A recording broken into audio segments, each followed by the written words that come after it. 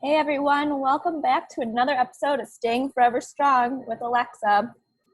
Today I have a retired Detroit public school teacher and a family friend, Liz Rosenbaum. We're going to talk about how she stays strong during just the hard times in general, or just even this time. Hey Liz, how are you? Great, how are you? Good. Thanks so much for joining me. It's so great to see your beautiful face. Oh, it's good to see you too. I love seeing all your stuff on Facebook. Thanks, they're my pride and joy. Yes, that's a good thing, and you can see it. Yeah, thanks. So how are you today? How have you been during all this?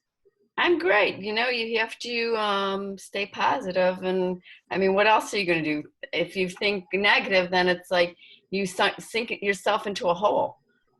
Yeah. So, I wake up every day. I'm thankful that I wake up. I see my wonderful husband who's working from the basement in his little office. It's all good. It's all good. What have you been doing? Anything fun while at home? Well, my house is spick and span. You can literally eat off my floors. And there's no more cleaning to do, but my husband and I manage to go for walks every single day. So that's our highlight of the day. We Aw. we FaceTime my grandchild. One of my daughters lives like across the street from us, or across the road. So she's walked here a couple times, and I've seen the kids from a distance. So that it's good. And then I FaceTime my other daughter who lives a few miles away, but we're all in the same vicinity. So Aw. it's been great. It's not the same as hugging them, but at the same time, all this will end, and we'll be able to share hugs again and things like that. It's hard. It's hard being a parent. It's hard being a grandparent, but nonetheless, you have to look at the positives. They're all here. They're all healthy, And I'll and go right by you. thank you for technology. Yes. This is like the one I always say. This is like the one time like technology is like the best thing in the world. I have never looked at Facebook or any of those other social medias as long as I have. It's like this has become like a sickness, if you will. But it's all good. It's done in good faith. Yes. What are some things that you do that help you to stay positive and strong during hard times?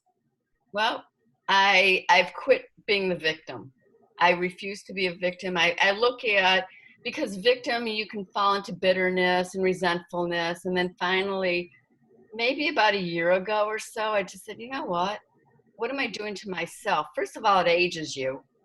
And secondly, I've got enough wrinkles that I don't need any more reason to age myself. And I always focus on the positives. I always say, what do I really have in life? I've got my health, I've got my family, I've got friends around me who care about me, and I care for them as well. And I just think that every phase of your life, you have to figure a different you. And I'm not the same person I was 10 years ago. I've made myself a better person. Yeah. Yeah, that's what I look at. I look at, like, what is it that I have in my life to make things better? I mean, sure, you can fall into a slump and say, "Oh, poor pitiful me," but what for? Nobody likes that. Nobody likes, "Oh, I'm going to feel so sorry for me." They don't like it. So I figure, you know what? Even if I feel a negative, nobody would ever know it. Years ago, I would wear everything on my sleeve. Now it's like, if it's not that important, I'm not going to wear anything on my sleeve, and nobody will ever know the negativity I have inside, or the feel sorry for myself inside, because I have nothing to feel sorry for at all. I And like that. that's how I stay strong. I just, I try to tell people what people told me years ago, and that I look at young people in the workforce, and they come home, oh, that disgusting job, blah, blah. But that job is a job. Those people inside those walls, they're your associates. They're not your true meaning of life on the outside of those walls. And with that, it's a positive note. And there are those people who have thanked me and those people who say, you know what, I'm full of you know what. So that's just life in general. You could be a saint and people would still have something not to like about you. So you're never going to win. I can think of 1,000 things to be upset with, but what for? If you don't have control of it, why worry about it? Who cares? Yeah. That's definitely a really good way to look at it. Yeah, it's like out of your control. Hey, brush it to the side and think of what you really have.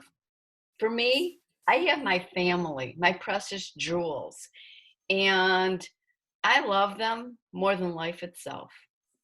And it shows too. Thanks. Well, thank you so much for coming on and talking with us and Pleasure. sharing your wisdom.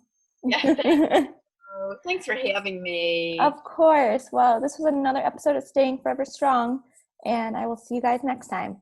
Bye. Bye.